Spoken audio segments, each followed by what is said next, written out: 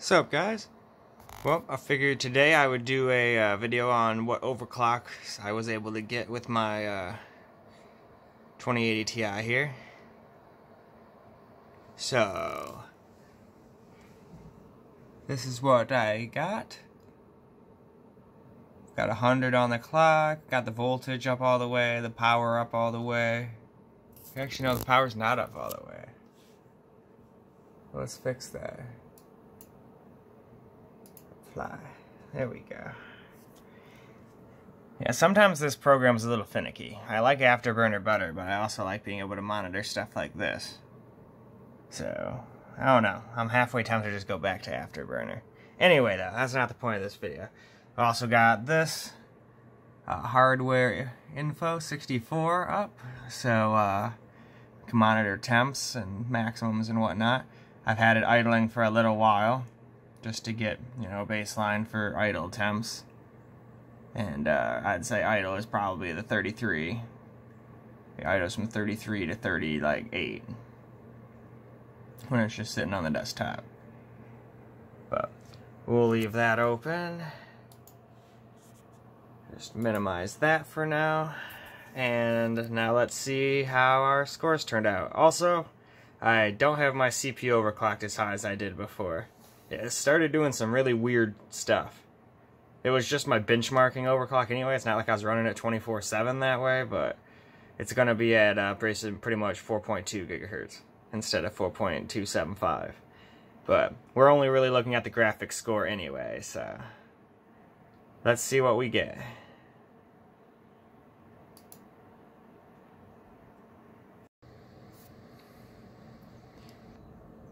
Alright, here's our scores for normal Firestrike.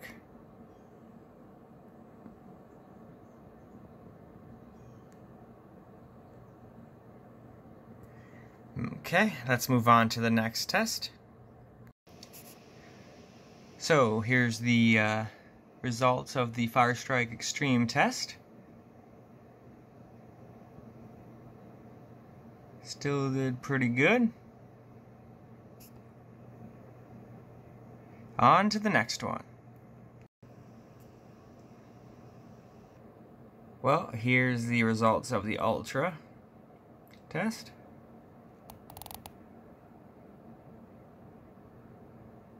Really close to 10, or I'm getting closer to 10,000. I've always kind of wanted to hit 10,000 in Ultra.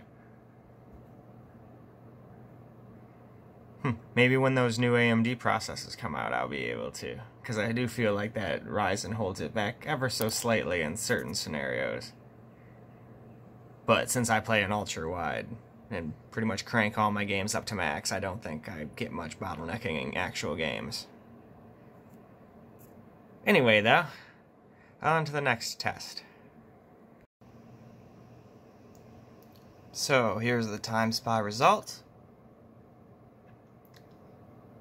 Very, very good. And now let's move on to superposition. Alright. Here's what we get for the 1080p Extreme.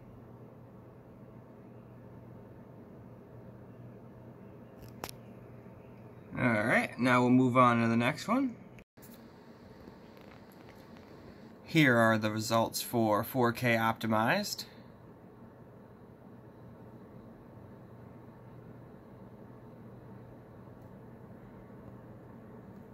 Alright, and then we got one last test, the 8K optimized. Here are the results for the 8K optimized.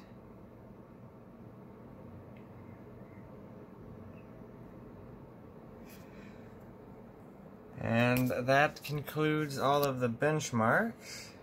Now, unlike last time, I'm not going to forget to see what the max temps were on the thing. So, here's all the different temperatures.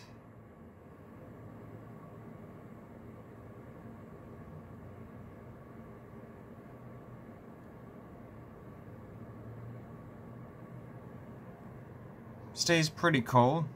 I don't know what that 81 degrees is. The memory things get pretty toasty, but 80 isn't even that hot, I don't think. But I honestly haven't had any problems with artifacts or anything like that. Although mine also has the Samsung GDDR6 memory. I believe the ones that were dying all over the place had the Micron GDDR6. I could be wrong, but so far I haven't had any problems with this thing, other than there's an LED right about in the center of the GeForce logo that's just a little messed up. It wasn't enough for me to want to send it back, but it's a little aggravating to spend that much money and have something like that. Everything should be perfect, you know? But besides that little thing, haven't had any problems with it. It's been great.